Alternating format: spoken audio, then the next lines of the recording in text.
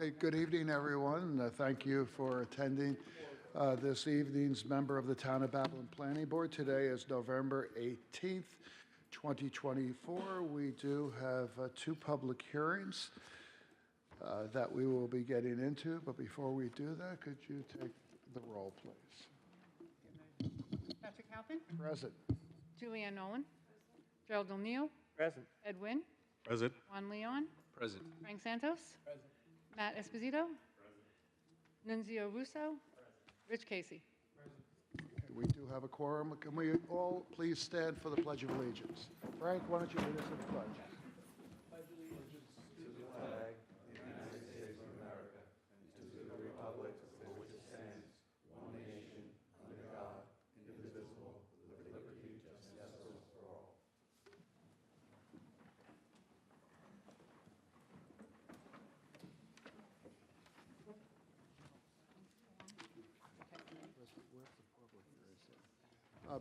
Before we start the public hearings, I need to read this statement into the record. The Planning Board shall have the right to rely on any information that is presented by the applicant.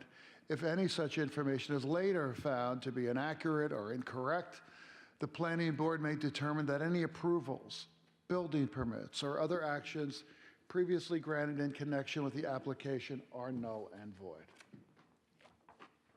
Number one, job 2447 FD, Joseph Turner, Crazy Raymond. Purposes, applicant is requesting to amend and/or lift previously imposed planning board covenant and restrictions and a special exemption permit for a new bar and/or restaurant to occupy an existing bar, restaurant, tenant space, previously Blaze. Okay, who's here on behalf of the applicant? I am. Could you please state your name and address for the record? Yes, sir. My name is Joseph Turner, 4576 Middle Country Road, Calverton, New York, 11933. Okay, do you swear to tell the truth, the whole truth, and nothing but the truth? I do. Please proceed. Yes, as she stated, we're looking to take over Blaze Pizza. Hold on for 1 second. I apologize. Denise Graziano, the Commissioner of the Planning and Development Department, has issued a memorandum regarding this particular application. Is dated the 13th of November. Have you had a chance to review this? I'm not sure. Pardon me? I'm not sure of that applicant. Well, it's a memo that outlines a series of covenants and restrictions. Yes. Covenants and restrictions. And again, as I said, it's dated the 13th. Yes. Okay, you have. I have read. Do you them. have any issues, any concerns, anything that you'd like to bring to the board's attention regarding any of the covenants and restrictions in this memo? No. Okay, so you agree to them all? Yes. Okay, please proceed. Okay, as I said, we were looking to replace Blaze Pizza with Crazy Ramen. We're keeping the seating the same. The facade is going to change. The facade is not going to change. We're going to replace the sign. So if you go, it's on the other side there, to the left. And that's it? Yeah. Well, we're going to do that. And, All right, no, fair enough. I just wanted to be sure. By the way, I do go to that shopping center all the time. I've been wondering what's going to be going in there. Mm-hmm. Yeah, we're doing the Crazy Ramen noodle shop there. The only reason we're here is we had to change the floor plan to put in a cook line. Okay, all right, fine. Do any of the board members have any questions regarding this application? No? Okay. There are no questions. Is there anyone who would like to address the board regarding this particular application? No, okay. It's pretty straightforward, Yes. so we understand that. I'm going to request a motion to close the public hearing and reserve decision. Motion by Frank to close the public hearing. Second by Juan. Close the public hearing. All in favor? Okay, the hearing is now closed. The decision has been reserved in order for us to review any of the feedback we've received this evening or any open site plan issues. The record may remain open for written comments. To follow up on the status of the application or submit additional written comments, you can contact the Planning Department in either of the following methods: in person. Planning is located on the west wing of Town Hall. Application documents and plans are available for inspection between the hours of 9 a.m. and 4 p.m. or by phone, 631-957-3103, or via email at planningcomments, that's one word, at townofbabylon.com. Thank you very much. All right, thank you. You're welcome. Next, we have a public hearing, site plan review, job 24-11A, Spark Car Wash LLC, to demolish an existing 3,081 square foot two-story building in order to construct a 3,122 square foot two-story car wash along with associated site improvements. Good evening, Mr. Could Chairman. you please state your name and address for the record? Sir, I'm Keith sorry, Brown, Brown, Altman, you DeLeo. can get settled. Take your time. There's no Sure. rush. I also have some exhibits I want to hand up to you. Okay, that's fine. Okay, yeah.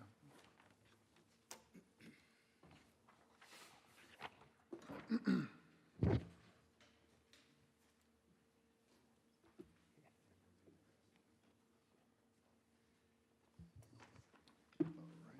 You want one? Did you keep one? Okay, when you're ready, Terrific. we'll be ready.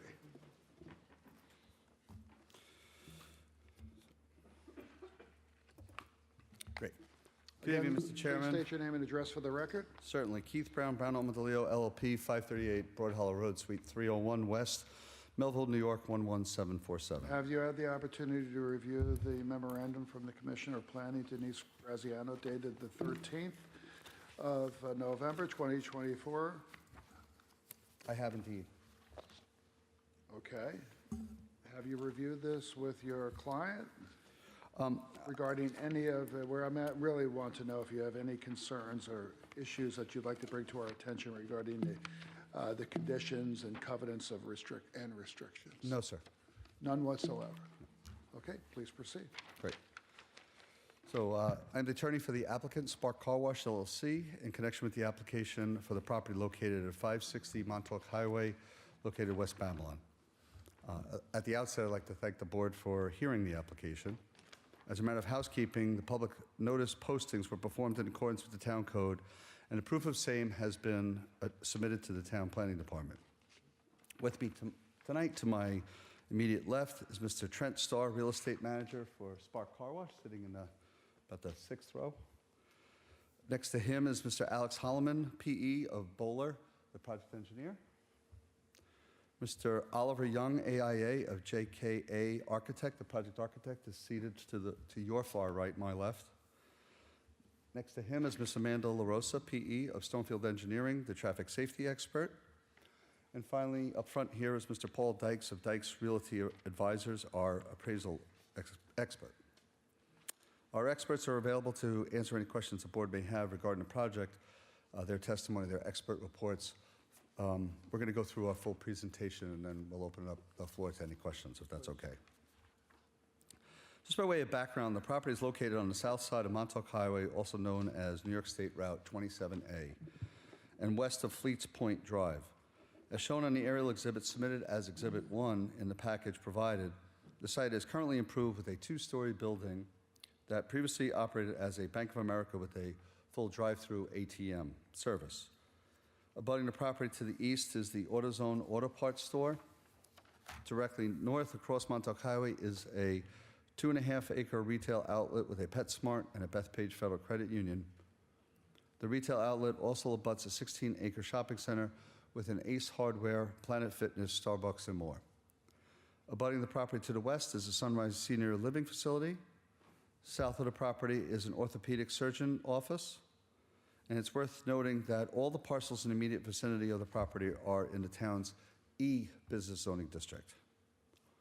The applicant seeks to raise the existing building to construct a brand-new car wash with a two-story building with a gross floor area of 4,678 square feet, 14 parking stalls, a drive-through queue capable of stacking up to 13 cars, landscaping along the western property boundary, and other associated site improvements. Submitted for the board's review as Exhibit 2 is a copy of the colored site plan prepared by Bowler. In a moment, Mr. Holloman will come up and walk the board through the site layout and design in more detail. Submitted as Exhibit 3 are the proposed floor plans, and it's important to note that the proposed car wash does not provide any goods or services inside the building. Rather, customers will enter the site from the curb cut along Montauk Highway to the north. Customers will travel south through the parking lot and enter the drive-through queue. Once they've arrived at the pay station, which is located at the southernmost portion of the property, the customers will then drive their vehicles to the southernmost entrance of the building to commence the car wash.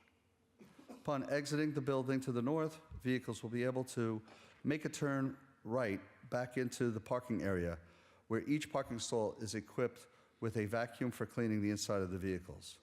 It's at their option.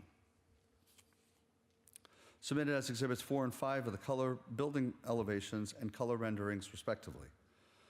The color renderings provide a before and after comparison of the property. This helps to show how beautiful the site will look once the improvements are made. You can see them right there. Just the before was the slide right before, and that's the after. In its present condition, the site is essentially a sea of asphalt. As shown on the renderings and colored site plan, the applicant is proposing to add landscaping at various points on the property, mostly up front on Montauk Highway. Landscaping is also proposed along the western property boundary to serve as a buffer to the adjacent senior living facility. Submitted as Exhibit 7 is a copy of the traffic and parking assessment report prepared by Stonefield Engineering. According to the report, the proposed development will not have a significant impact on traffic operations along Montauk Highway. The report also concluded that site driveways and on-site layout have been designed in a manner that provides effective access to and from the subject property. And lastly, the report found that the proposed queue lengths and parking supply are both sufficient to support the project. In further support of the application, we've also submitted an appraisal report prepared by Dykes Realty Advisors. As a proposed car wash use in the E-Business District, the special exception permit from the Town Zoning Board of Appeals is required.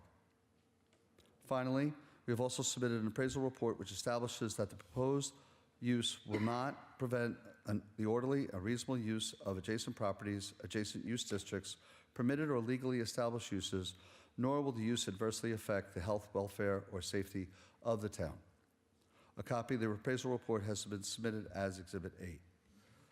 So at this time, I'd like to call Mr. Trent Starr from Spark Car Wash to just give you a little introduction about the company. Thank you. You're welcome. Thank you.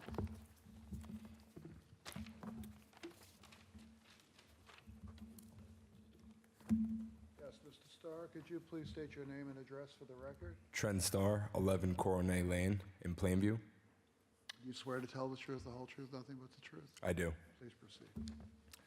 Good evening, Chairman, members of the board. First off, I'd like to thank you all for the opportunity to present a new Spark Car Wash located at 560 Montauk Highway in West Babylon. My name is Trent Starr, and I am the real estate manager here at Spark. My job entails everything from site identification to land acquisition to managing entitlements and everything up until the construction phase of the deal cycle. I believe that Spark Car Wash is truly the future of car care. We are not an ordinary car wash that you may be accustomed to. We are a modernized express wash that utilizes state-of-the-art equipment and technology to provide a superior service to our consumer. To give you all a brief background on our company, we were founded in 2018, so we're relatively new and growing.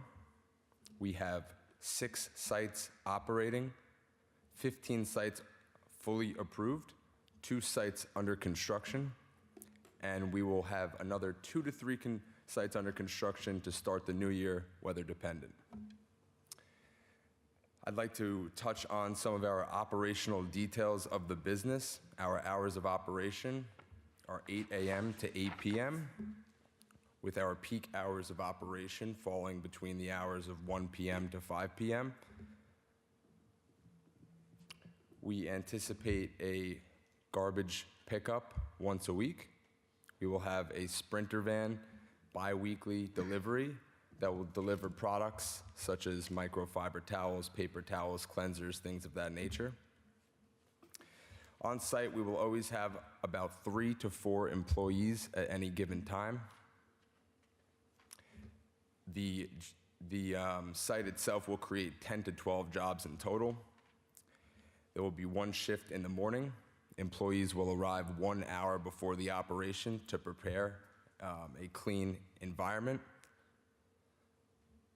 The shift change occurs at approximately 1 p.m., where those in the second shift will close at 8 p.m. and stay till about 9 p.m. to get ready for the following day. I'd also like to touch on community engagement thus far in the communities that we've served. We've hosted local food drives during the holidays, and we've also sponsored local sport teams. And I'd be happy to get together with any of the civics or any of the members of the board to come up with any additional ideas that can allow us to give back to the community as a whole. I'd also like to touch on our dedication to environmental sustainability. We have put a great investment into an underground reclamation system. This allows us to reuse and recycle a large portion of our daily water usage. It also allows for any of the cleansers or chemicals that we use in the wash tunnel. When it goes through this process in the underground storage tanks, by the time it reaches the sewer, it's technically bio-friendly, non-hazardous, and even kitchen-grade products at that time. I think it would be best to walk you all through the site plan and give you an idea of what it would be like to utilize a Spark car wash. So as you enter the site, there will be clear directional signage leading you into the designated stacking lanes. We have one stacking lane for members and another stacking lane for non-members. Non-members will be greeted by one of our employees where they can pay cash, credit, or debit. And our employee will also inform them of the various memberships and offerings that we provide. Those that are already members will queue up on the designated stacking lane, where we have license plate recognition technology to scan the license plate and allow them to enter closer to the wash tunnel. This is to implement a very seamless, quick process, as our business is designed to be efficient and convenient. As they enter the wash tunnel, our second employee will inform the consumer to put their car in neutral, turn their windshield wipers off, and engage their tires onto the conveyor belt. The wash tunnel and the state-of-the-art equipment and technology will do the rest. Towards the end of the tunnel, we have automated blower systems that will completely dry the vehicle. At this time, consumers can then carry on their day, head onto Montauk Highway and exit the site, or they could enter the vacuum stations. As Keith mentioned before, these are self-serve vacuum stations where there are vacuums with various nozzles, microfiber towels, and other cleansers to clean the interior portion of your vehicle. There will be our third employee managing this area to maintain a very clean environment. If there's any trash on the ground, he or she will make sure that it is picked up to maintain that clean environment, and also to inform our customers on how to use the necessary equipment properly. After they utilize and clean the inside of their vehicle, they could then exit the site. We are looking forward to being an addition to the Babylon market and town, and I appreciate your guys' time. Thank you very much. Thank you. Great. Next, we have Mr. Alex Holloman from Bowler, our site plan engineer. Okay.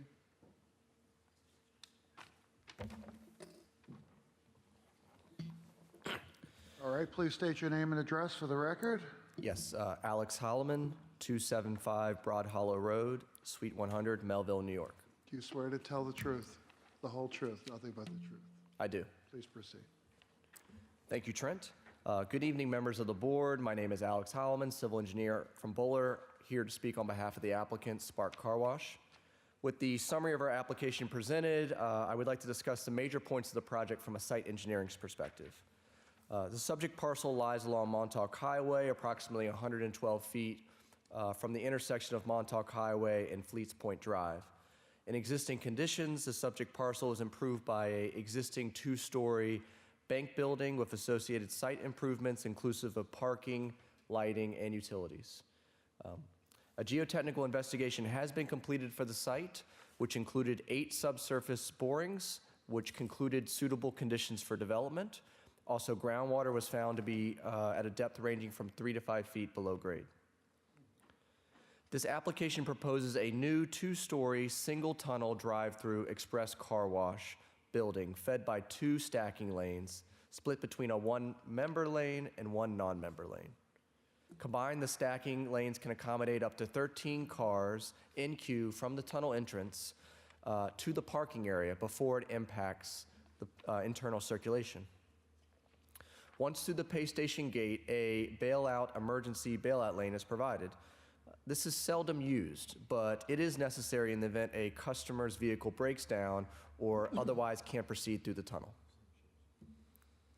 All customers exiting the tunnel can elect to turn right into the parking area to enter into the vacuum and car mat wash area, which is at no additional cost. These are self-serve systems that come equipped with a multitude of tools for customers to clean the interior of their vehicles. Signage is proposed of our application, including ground and building wall signs, along with on-site directional signage to assist customers with on-site circulation. 14 parking spaces are proposed, including 1 accessible space. These parking spaces and drive aisles are proposed with town-compliant dimensions and configurations. An on-site fully enclosed town-compliant trash enclosure is also proposed with adequate access for garbage pickup. The site will connect to public water through a Suffolk County Water Authority 6-inch main in the main road, public sanitary sewer, a Suffolk County DPW, existing 8-inch and existing stub, and will have electric and telecom and gas service connections. On-site stormwater management is proposed, providing storage for up to the 2-inch rainfall event through the proposing of approximately 100 leaching galleys distributed throughout the site. Additionally, an on-site state-of-the-art reclaim system is proposed, which will capture car wash process water for on-site reuse within the car wash tunnel. This reclaim system consists of 3 underground 2,000-gallon tanks which work in series to clean the car wash process water by collecting, screening, filtering, and disinfecting the water before reuse within the building. An overflow is provided on the reclaim system, which will discharge any excess reclaimed water to the public sewer, but only through the per the regulations of Suffolk County DPW. Town-compliant landscaping is also provided throughout the site. This is inclusive of a variety of plantings: shade tree, evergreen trees, shrubs, ground cover. Proposed landscaping is generally distributed through the site, but care is taken to concentrate plantings around areas such as the on-site electric transformer, the on-site garbage enclosure, and the vacuum producers. Okay, hold on. Matt, if you could just pull up the color renderings. Go, continue, please. Go ahead. Yes. I'm sorry, I didn't. That's okay. Hold on, I just didn't get On-site distracted. adequate lighting is also proposed that will provide visibility at low light times during business operating hours. There are 3 types of on-site lights that are proposed with the lighting plan, inclusive of site lights, pole-mounted site lights, order point canopy lights, and vacuum arm lights. Hold on for a second.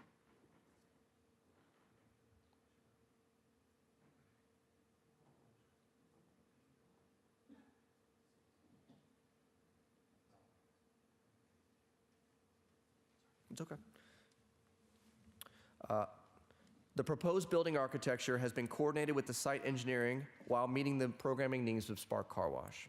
I would now like to welcome Oliver Young from GKA to further discussion on the architectural programming that's proposed at our site. Thank you. Thank you.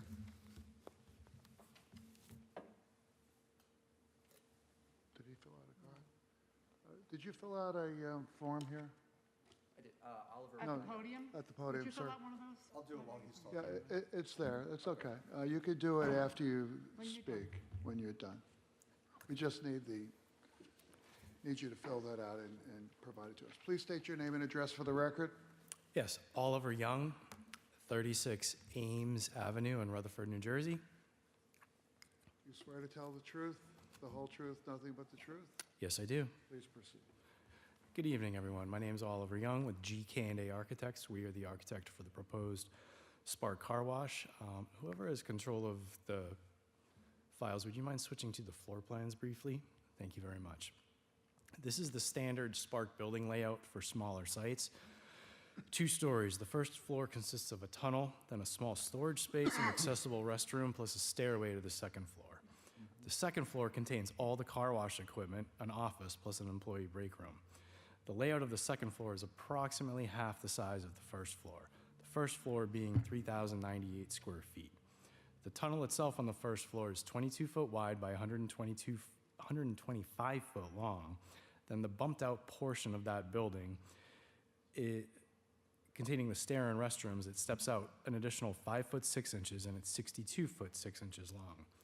The second floor is approximately 1,580 square feet, 27.5 feet wide by 62 foot 6 long. The total combined floor area of both levels is approximately 4,678 square feet. And for orientation purposes, the building sits perpendicular to Montauk Highway, as you saw on the site plan prepared by Alex's firm, with the tunnel exit, what we call the front elevation, facing the road, Montauk Highway. Would you mind transitioning to what the file called colored elevations? Thank you very much. In terms of massing of the building, the parapet height on the first floor tops off at 19 feet. The second floor section tops off at 31 foot 8 inches, and then we have an accent area at the front of it, closer to the road. It's that blue element. That tops off at 35 feet, and that helps separate the first floor from the second floor. We call that a tower element. Sorry, would you mind transitioning again to the colorized renderings, if you don't mind? We prepared 2 before and after views. There should be another sheet here, is there? Okay, I have a flash drive with the additional files, if that works. Otherwise, I can just talk through these. Okay, well, these are the 2 after views. We also had 2 before views. The design itself is contemporary while utilizing traditional finishes and architectural elements blended with a tasteful yet catchy use of color. The first prevalent material on the building is a brick veneer. It's in 2 colors, a pre-finished light gray color, and then we have painted it spark blue at that accent tower element that segues from the first to the second floor. The second prevalent material in the building is a fiber cement lap siding. It's a 6-inch exposure in a pre-finished gray and also a painted spark blue finish. These 2 materials are accented by AZAC trim and a white finish at all building corners, all building openings, and then each floor is topped off with an elaborate built-up cornice to accentuate the parapet lines. Additionally, we have an orange accent color present in the form of a decorative band at the west elevation along the tunnel. Then we have an area called the Spark Park on the east elevation. Thank you, that's the perfect view to utilize. And that Spark Park area, it's an area where the customers can take the floor mats from their vehicles, both carpeted and rubber, and there's accommodations to wash the carpeted or wash the rubber. And we call that the Spark Park. There's additional cleaning products there, such as towels and additional spray bottles. That is colorized in the Spark accent orange. That accent orange is carried over the tunnel entrance and the tunnel exit in the same orange and standing seam metal awnings. In terms of glazing for this building, we are somewhat limited. The majority of our glazing is on the west elevation at the tunnel on the first floor, and then we have additional glazing present on the second floor at the office and break rooms, which you do not see in this rendering. They're at the back of the building overlooking the car wash queuing lanes. Alex briefly mentioned the signage package prepared. We've put this together with Bowler Engineering. We have 5 total building signs. I will not get into the details. It is a tasteful, well thought out package utilizing the colors of the Spark itself. And that concludes everything I wanted to discuss. Keith, was there anything else I needed to touch upon? All right, thank you very much for your time. Thank you. Thank you. Next, we have our Don't traffic forget to engineer. fill that form out. I have it. Yeah, For him? I have it, yep. Okay, then give it to Matt, please. Will do, will do. Next, we have our traffic engineer, Ms. Amanda LaRosa. Okay, come on up, Amanda. Please state your name and address for the record. Good evening. I'm Amanda LaRosa with Stonefield Engineering. My office is located at 584 Broadway, Suite 310, New York, New York. Do you swear to tell the truth, the whole truth, nothing but the truth? I do. Please proceed. My firm prepared a traffic assessment report, which I will submit to the board this evening. Just give it to Matt.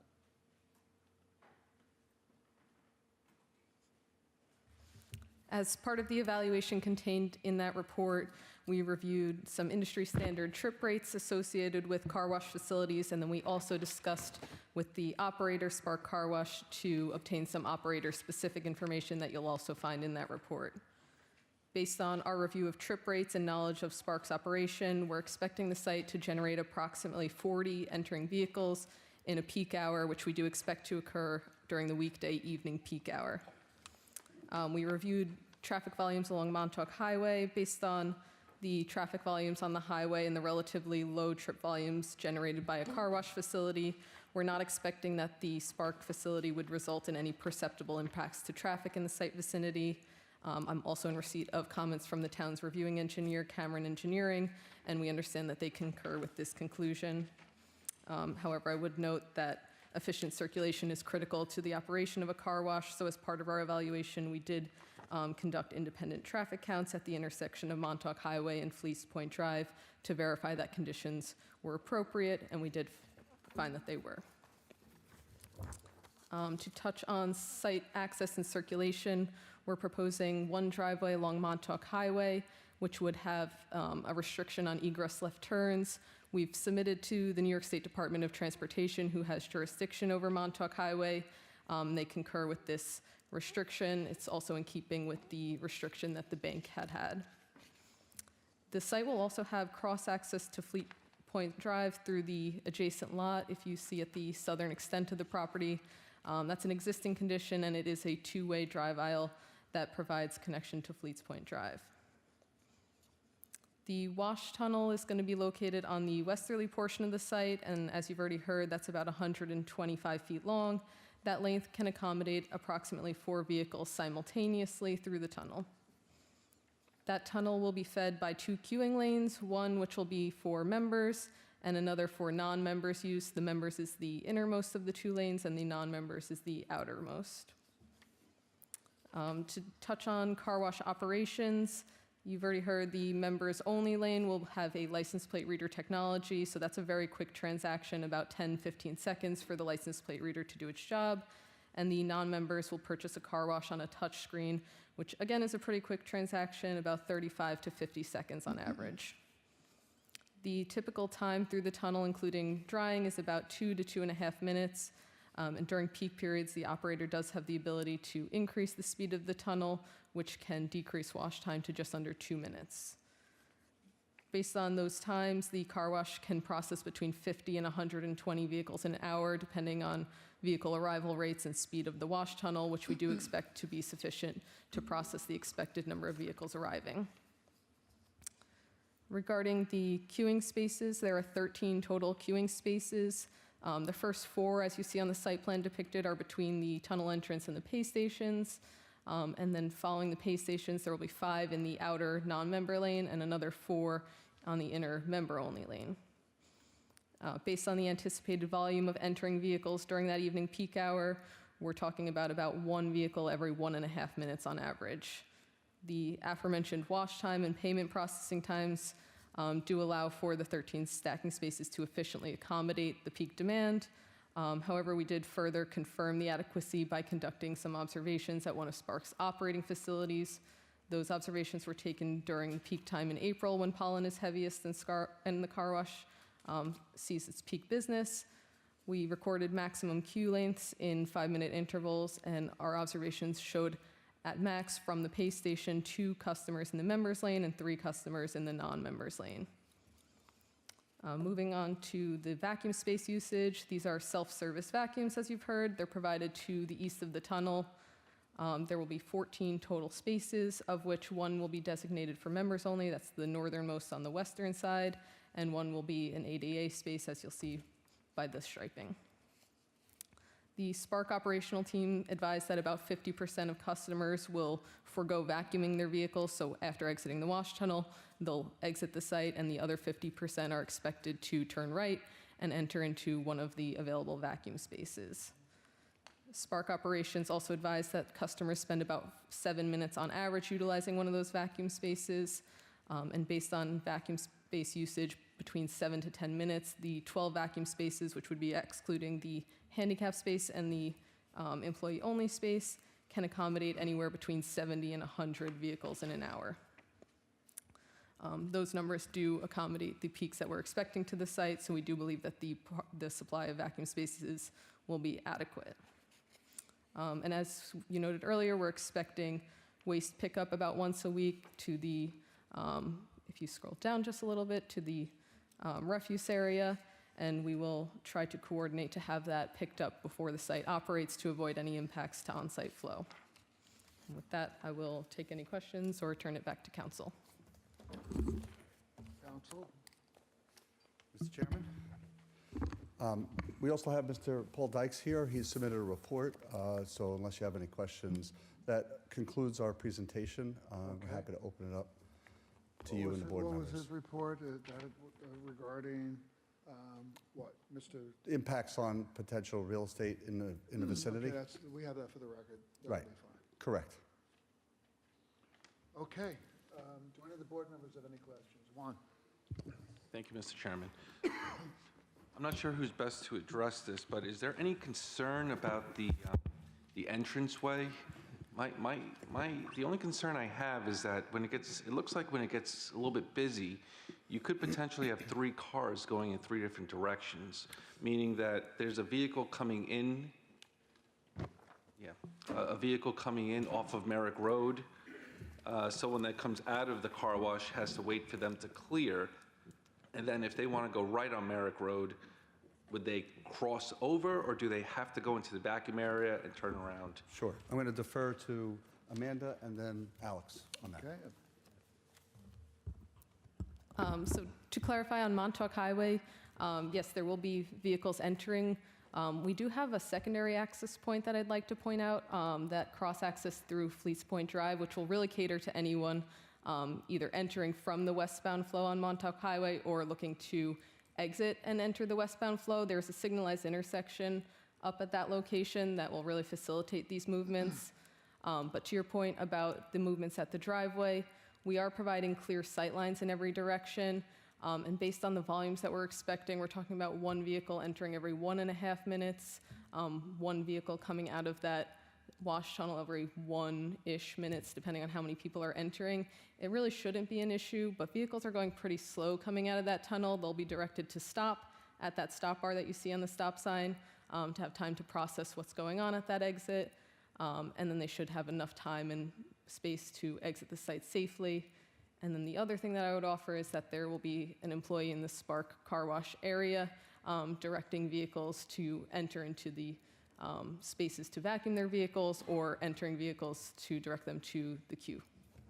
Alex, just want to answer that? All right, thank you. Nothing further. Did you want to add something? No, it's nothing further to add. Okay, because I have a question to follow up on the point that Juan brought up. Can you go back, show us where that Fleets Point area? So how is this going to work? Go back to the, there it is. How will it work if somebody is coming onto your property to get into the queue from Fleets Point? So if a vehicle is entering through that cross-access, that's the existing cross-access that I would note. So if you Yes, the see on the aerial, cross-access. it's behind the AutoZone facility.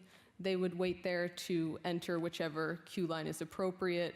And again, I would offer our observations that showed 2 to 3 vehicles queued from the pay station, so only a very short while back from those pay stations. And they would have the benefit of an employee there to direct anyone who was entering that way. And do you also anticipate that some of your customers may use that to exit? They might. So they would have to wait at the rear of the queue if they were looking to do that. And then when it was their turn to get up to that cross access, they could exit to Fleets Point and then up to the traffic signal. You know, Fleets Point is a dead-end area, you know, that goes right up to the bay. Yeah, it The would really- neighbors there have had concerns about people thinking that they're able to cut through Fleets Point only to find out that they have to turn around and go back the way they came in. I see. We're anticipating it really as connection to Montauk Highway to the signalized intersection there. And there will be, again, people on site to direct motorists to that exit point. Frank? Can you go back to the exiting, just to go to Juan's point? So right now, when you Can come, speak into that so I can hear? Yeah, I'm sorry. right now, when you come to the stop sign and you're exiting after going through the tunnel, is there any signage there that says you cannot make a left, or can you make a left coming out of there? Coming at the stop sign that he just pointed, because going to Juan's point with the 3 cars can be going opposite directions. Original conversation was mentioned that you cannot make a left, you had to make a right and go into the vacuum. So is that the case? You have to make a right out of the site on Montauk Highway, so there is Yeah. no left turn signage. No, I'm saying, Exiting. when you come out of the stop sign, you see the one he's pointing to right now? Can you make a left going onto Montauk Highway there where you have to cross the traffic coming into the parking lot? You can make a left to get to the stop bar, but then from the stop bar, what's- perpendicular to Montauk Highway, you have to make a right. And is there enough room to come out and make that left and not be in the way of the cars entering?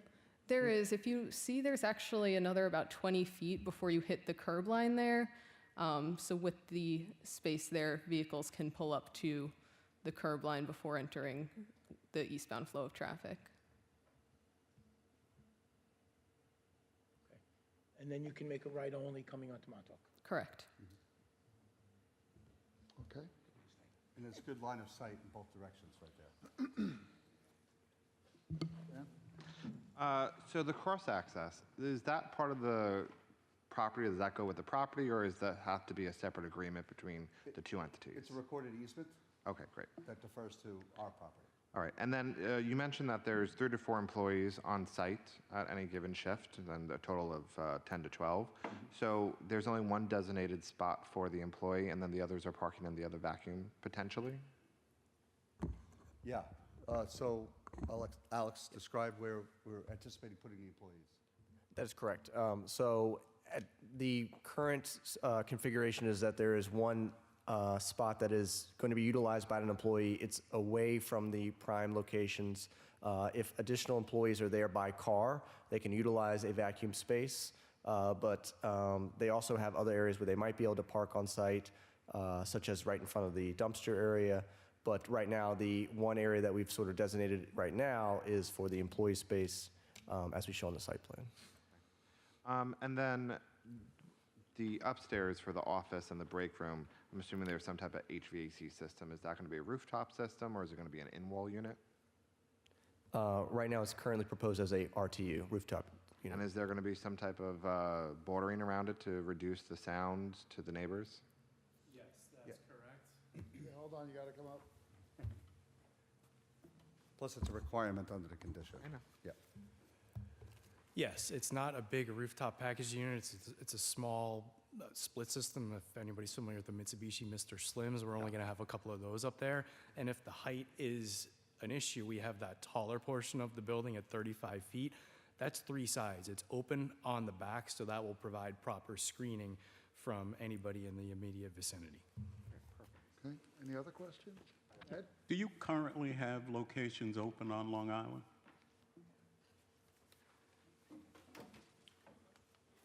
I get it. We do not. There's one, another site that's under development out in Wisconsin right now. So this will be the first location in the town. In the town or on Long Island? Well, the other one's a little more advanced than this one, so probably this will be number 2, Okay, but it'll be the first one in the town of Babylon. okay. You don't have anything in Nassau County? No. Jerry? Yeah, just to go back to that exit and entrance, if the only choice that people have leaving at that spot is to make a right turn, notoriously, unless you have some curbing or something that forces them to make the right turn, a sign that says right turn only is historically ignored. What I'm concerned about is the exit. Do you want to hear me? Yep. Okay. I'm sorry. The exit right there crosses 3 lanes of traffic if someone coming from the west wants to go back to the west. They have to cross 2 lanes into the exit ramp or the exit ramp to go to the light, to turn around and get a light to go back west. They're going to cheat. They're going to look to go across, since they have to cross 2 lanes anyway. Why not cross over and go back west? Yeah, there's a double yellow line right in front of where the curb cut is. So And? in order to lawfully do it, they have to go up, weave over to the left, make a left, and then go up, turn, make a U-turn and go back. That's my point. To go westbound. Okay. Yeah. Would you put some kind of curbing that forces the exit to the right so people don't cheat and go to the left? Sure, that's what I was just talking to Mr. Holloman about. I apologize. Go ahead. Certainly. We could take a second look at that to just something beyond just the signage, to force their hand to go right. Curbing, maybe try to angle it a little bit more to the right. I do understand what you're saying, so we could take a second look at that. Okay, I'd like that. Okay, thank you. Can I just follow up on that point? Obviously, if they did go and use the opportunity to get on Fleets Point Drive, there is a light there. There's also, that goes into the shopping center, where people could very easily head westbound on Montauk Highway. By the way, Merrick Road is in Nassau County. We're in Montauk. We're in Suffolk. I mean, well, you live over there in Amityville, so he's on the border. And there's also, a little bit of local knowledge, right? Once they get used, we get through the honeymoon period of the place being open. For people that absolutely need to go westbound, they'll know that they could go and loop around, get to the light, to your question, and make that left turn. So that's part of the equation too. Okay. Julianne, you look like you have a question. What about access to that? I'm fine with that. Are you satisfied However, with that? on your rendering, though, you do have shrubbery here. It's not on here, but just to mention that shrubbery should definitely not be in existence, because that is going to block some flow here, just the way it is on this picture. Sure. You're talking on the west side of the Right the at throat of the driveway? Right at the stop sign. Yep. Okay. Duly noted. Okay. Well, Dan's got a question. Go ahead. I mean, unless you have a follow-up to that, no? I do. Okay. Okay. I forgot to mention that people have mentioned the concern about exiting the building and having to transit across possible incoming traffic and being able to line up. I don't know if the arc is good enough to line up to be perpendicular to Montauk Highway. You have a planting strip to the south side of the stop strip there.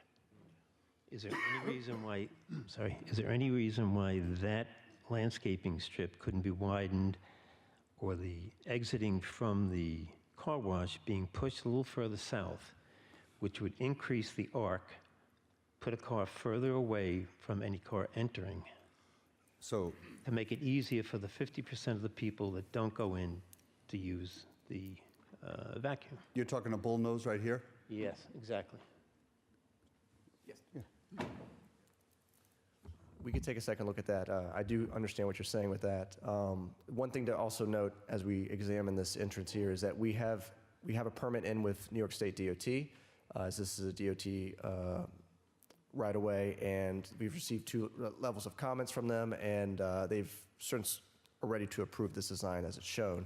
But more to that point, with the bull nose that Mr. Brown highlighted with his laser pointer, we could take a second look at curving that radius and making it larger so that the exiting patrons can angle back into that stop bar. Good, thank you. Yes.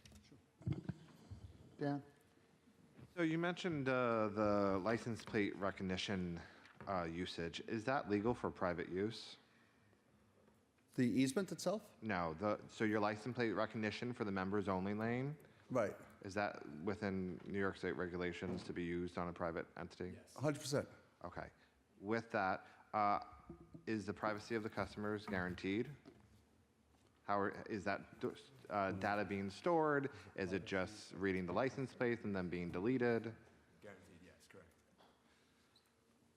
I conferred with my client, the answer is absolutely yes. And then how long is that information retained? It's the membership, as long as the membership is Yeah, good. for the yearly membership, yeah. Yeah, for the length of time of the membership. Okay, great. Thanks. Sure. Speaking of, anybody else have a question? Go ahead, Julia.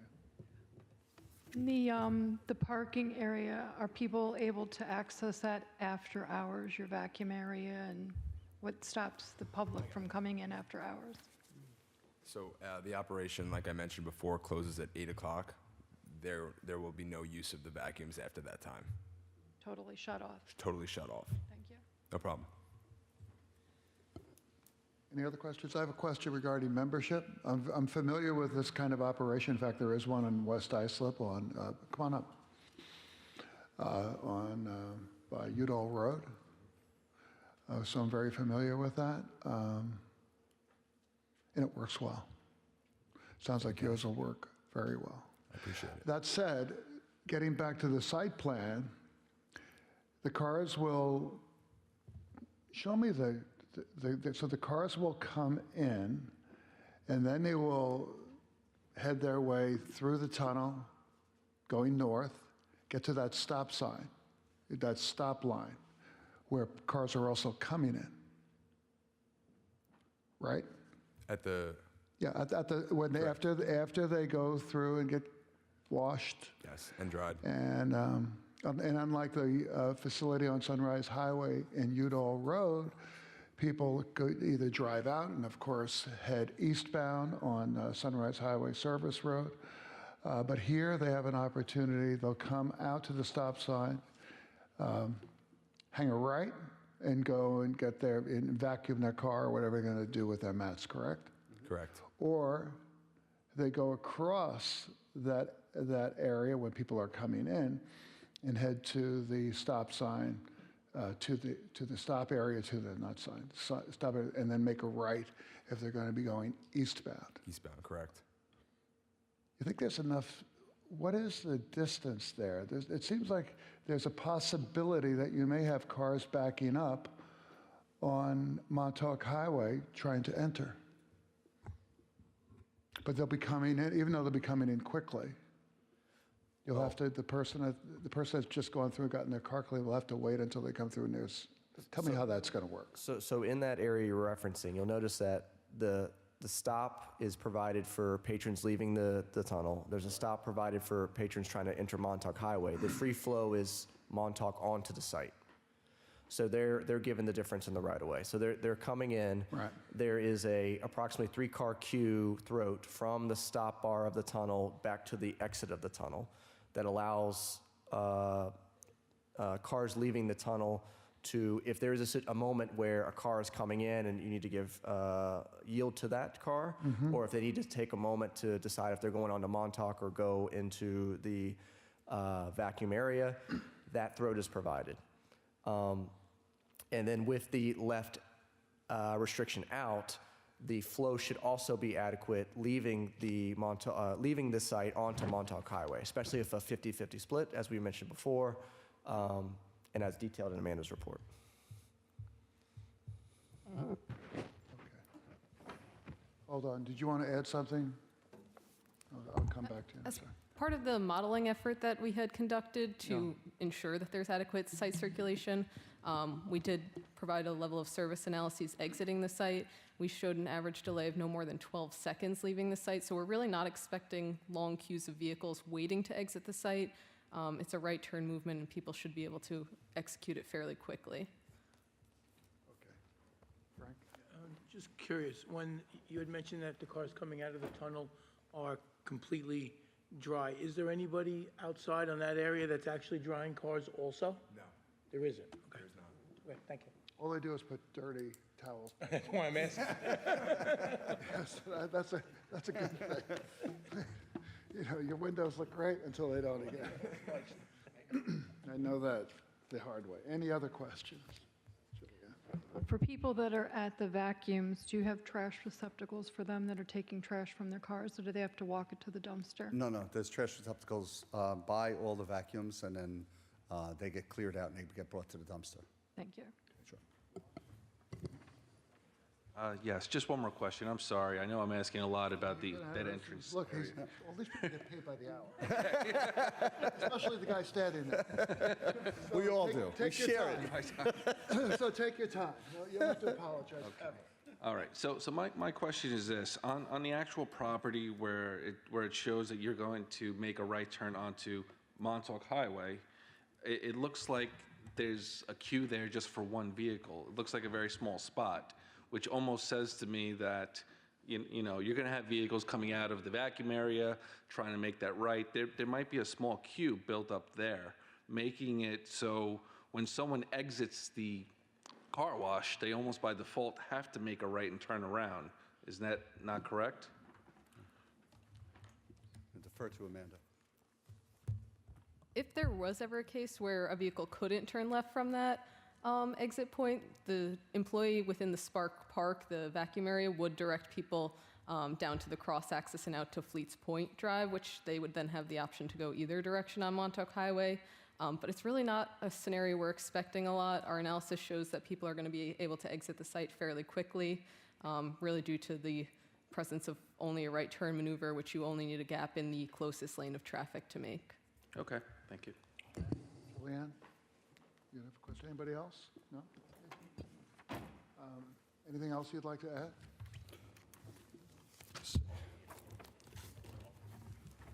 No, we're good? Just in conclusion, Mr. Chairman, we respectfully submit the subject application be granted for the following reasons. Redeveloping the property to add a new car wash and other upgrades will be a significant improvement to the property and the area. The proposed use will not have a negative impact on existing traffic conditions or on-site parking. The development will also have no adverse impact on adjacent property values or the reasonable use of adjacent parcels. The redeveloped site will be ADA compliant, and the project will also create much-needed construction jobs and additional tax revenue for the township. As such, we respectfully request the board approve the site plan for the property. On behalf of my client, Spark Car Wash, thank you very much for your time and Thank attention. you. Is there anyone from the public that's here that would like to address the board regarding this application? No. Okay. I need a motion to close this public hearing. A motion by Juan to close the public hearing. Motion? Second by Ed. Second. All in favor?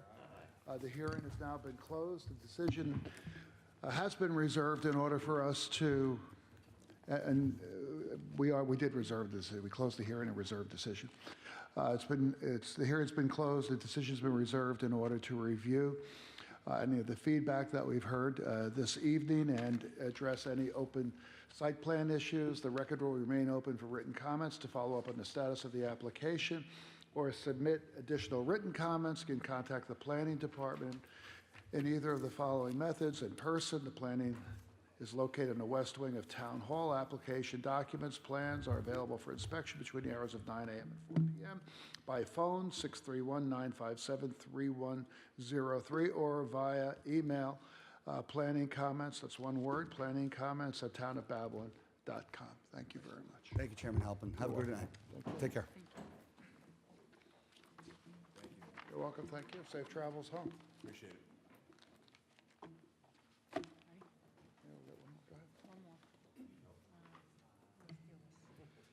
Informational hearing, site plan review, job 2350A, John Alvarez, Hydroponics. Purpose to renovate an existing headstone monument display and sales location in order to construct an adult-use cannabis retail dispensary along with associated site improvements. Okay,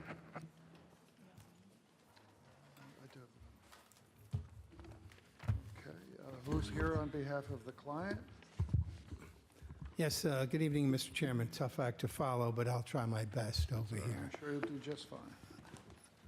Good evening. My name is Kevin O'Brien, O'Brien Law PC, 462 Sagamore Avenue, East Williston, New York, here on behalf of the applicant. I do have principals from the applicant that are here with me this evening, as well as Mr. Glenn Graham. Mr. Glenn Graham is the principal of Graham Associates. They're the design professionals that have prepared the plans which are before the board now. However, just backing up for a second, and Hold on, before you Sure. get started, I want to reference the memo from the Planning Commissioner dated the 13th of November 2024. Have you had the opportunity to review this and all of the conditions and covenants and restrictions that are outlined in this memo with your client? yes, I have, as well as with the design professional.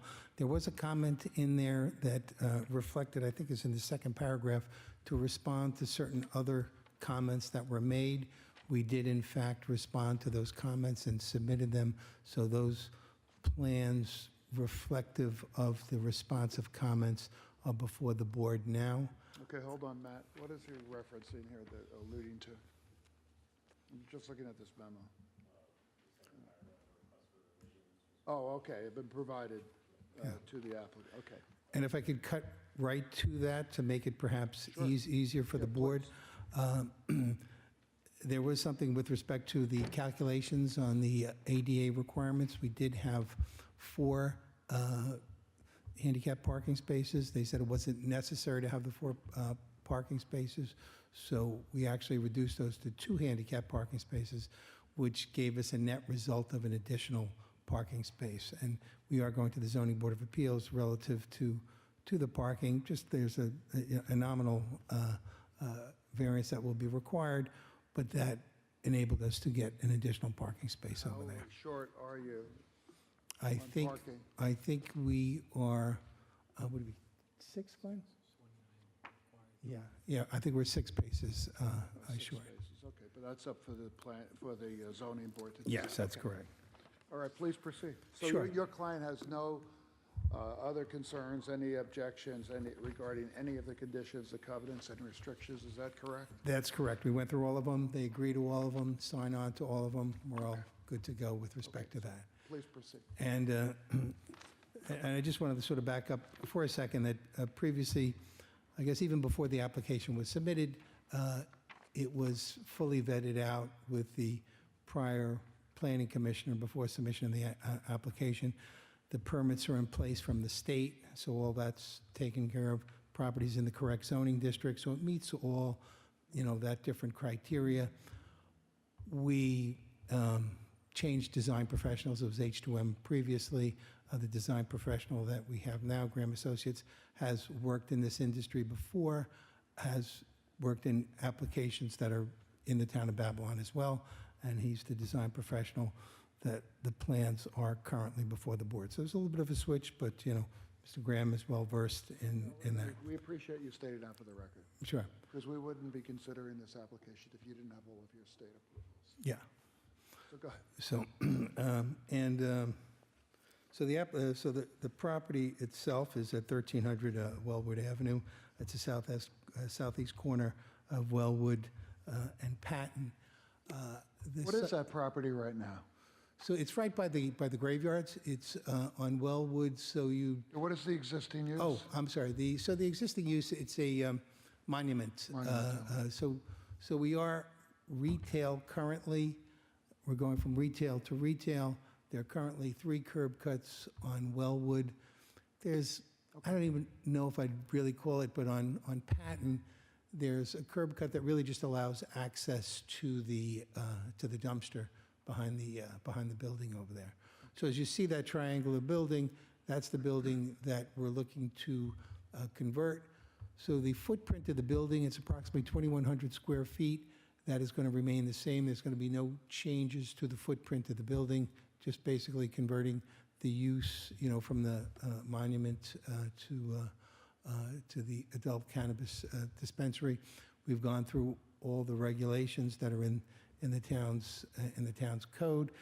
There's no residential uses in the area. There's no schools in the area. There's no playgrounds or youth centers or anything along those lines. So it meets, the town's criteria with respect to dispensaries and and this type of use. And we have increased the parking over there. There is existing landscaping. We are proposing some additional landscaping.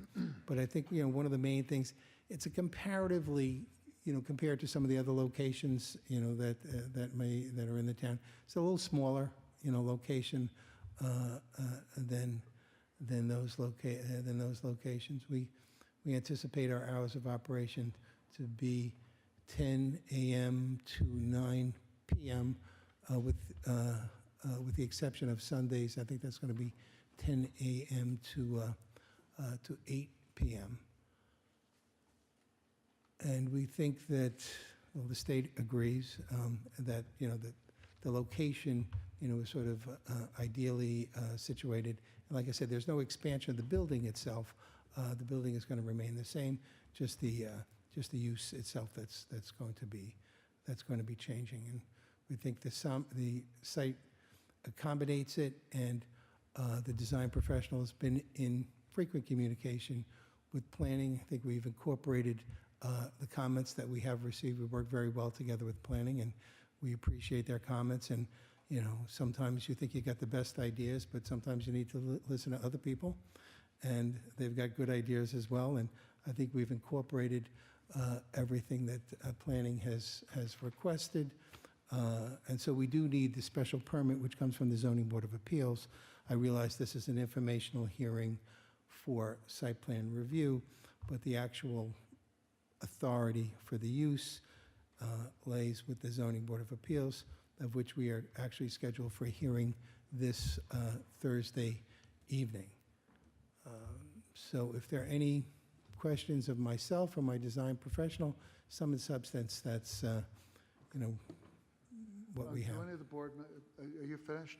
Pretty much, I yeah. don't mean to cut you off. Yeah. You can continue. No, just to respond to whatever comments No, that you sure. might have, or of the design professional, or any interested. Oh, I guess there's no interested observers. Do any of the board members have any questions? The hours for Sunday are 10 to 8 p.m.? I 10 think- a.m. to 8 p.m.? That's what you told me, yeah. Okay. Dan? So is there any, And I've been advised that that's consistent with what the other dispensaries are in town. So they just mirrored what some of the other places have. is this a walk-in use facility only, or will there be delivery, online orders and delivery? Great question. So I guess everybody steals ideas from everybody else. And Only good ones. Yeah, well, there you go. Otherwise, And, it won't be a very good and I think kind of like a pizza place, it might be a bad analogy, but I think what happens, like if you have the only pizza place in town, you're going to have a line down the door, down the block for pizza. But the more pizza places that you have, kind of the less, lines. And so we've gone into some of the other places and kind of see what they do. And I think when they initially started, they got a little bit overwhelmed. And then, they learned, and one of the things is people can pre-order. So this way you could either just kind of come in, your order's already, set, and then you just go in, pay, and then you're good to go, or the delivery. So we are planning on deliveries as well. Okay. So with that, you guys get deliveries of shipments. How does that come to the facility? In a van? And how often? How does that work? Fortunately, unlike a grocery store, which is going to have like big delivery trucks, and the product, quite frankly, is small. So so it doesn't require the big trucks like the McLeans that you might see, or the 18-wheelers or anything like that. So the delivery vehicles coming in would be vans, and the delivery vehicles going out would be vans. Can you talk a little bit about the security of the facility, especially after hours? Let's see, perhaps, I know that they are required to have security.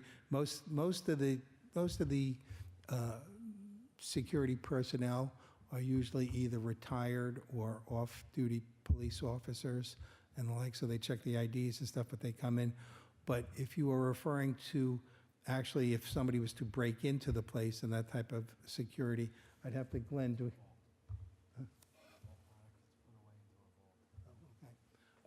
I understand it's like a bank, and that there's actually a vault inside the premises, and the product is all put into the vault at night. Any other questions? No? I have a question, and Sure. it's, I'm just curious how this works. How do people pay? Cash, credit cards? I think it's. Okay, cash and debit?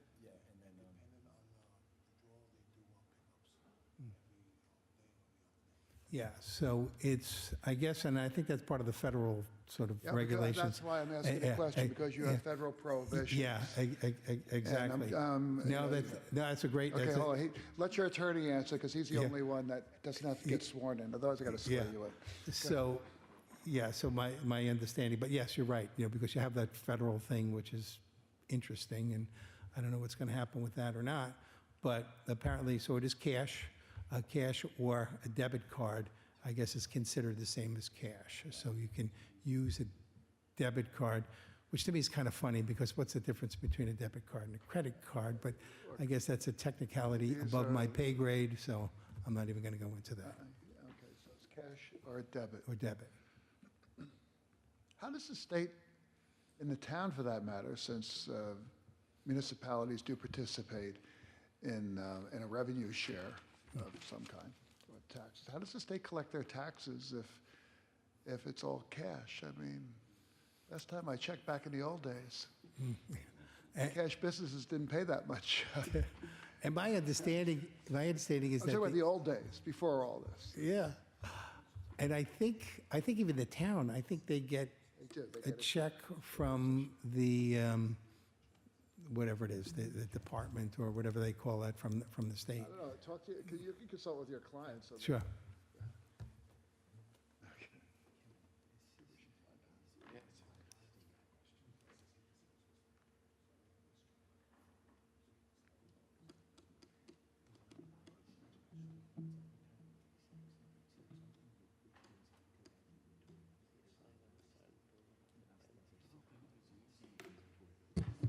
Well, we're about to find out.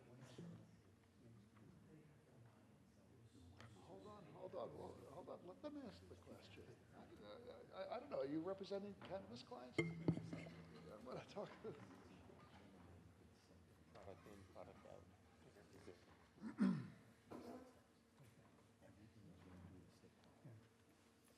All right. I just received a little education, so you have to and forgive me we're for a sitting here, second. But hopefully- Go ahead. apparently the state agency that corrals this, for lack of a better term, okay, has basically a couple of bank vendors that they recommend, and it goes through them, and then they in turn go to the state, and then it comes to you. So one of the bank vendors is Dime, and I think we are going to be using Dime Savings Bank. Okay, getting back to the product, so one of the reasons why cannabis was legalized in the state is because you're able to follow the product literally from seed to sale. So how is that tracked? Okay, good. You can consult.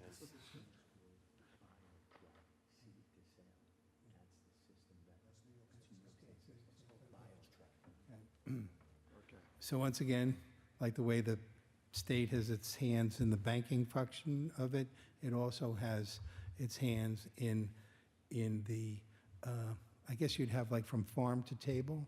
Well, I guess this is from seed to store, and it's called BioTrack, and it's a system that the state has implemented to make sure that it comes from the seed to where we are here. Well, and of course, one of the reasons to buy from a licensed cannabis store is because you know the quality of the product. Exactly. This isn't being. Yeah, and mixed- that's This isn't being mixed with anything, fentanyl, whatever the heck is. and that's exact, because I have to admit, I had questioned that myself, saying, so why is one going to want to go to a Well, then store? there's also out-of-state, Yeah, states that have legalized. Mm. I guess that's the question. Do they buy product from out of state? no. From states that have legalized the, No, my cultivation my and understanding processing. of the regulations is, and so we have to very closely follow the state regulations. And I think the state, on a couple of fronts, on one hand, as you indicated, to try to be able to control it, so this way it's not adulterated in any manner, so that this way you know you're doing that. B, I'm sure the state is getting a little bit of revenue, so that might have been a little bit of an incentive over there. And C, even in like the various farming communities and the like, so if you got to grow it, you can now take some of these farms and the like that can now, because I know out east they're growing it, and certainly upstate. So I think all the way around, but I think that was a big part of it as well. all right, are there any other questions any board members have? No? Thank you very much. I don't see anyone from the public that would like to address the board regarding this matter. Since no one would like to address the board, I'm going to request a motion to close the hearing and reserve decision. Motion by Juan. Motion? Second by, who wants to second that? You don't want to second? Okay. Second. Okay. Second. All in favor? Approved. The public hearing Okay. is now closed. The decision has been reserved in order for us to review any feedback we have this evening and any open site plan issues. The record will remain open for written comments to follow up on the status of this application or to submit additional written comments. You can contact the planning department, either of the following methods: in person. Planning is located on the west wing of Town Hall. Application documents and plans are available for inspection between 9 a.m. and 4 p.m. by phone, 631-957-3103, or by email, planningcomments@townofbabylon.com. Thank you. Okay, thank you so much. And I want to thank planning for, working with us, in the process. They've been Thank very you. helpful. And as it was stated, this is an informational hearing. Correct, yeah. So thank you for sharing all the information. Yep, okay, And we appreciate your cooperation. okay, thank you. Have a good night. Thank you. All right, let's get to the work session.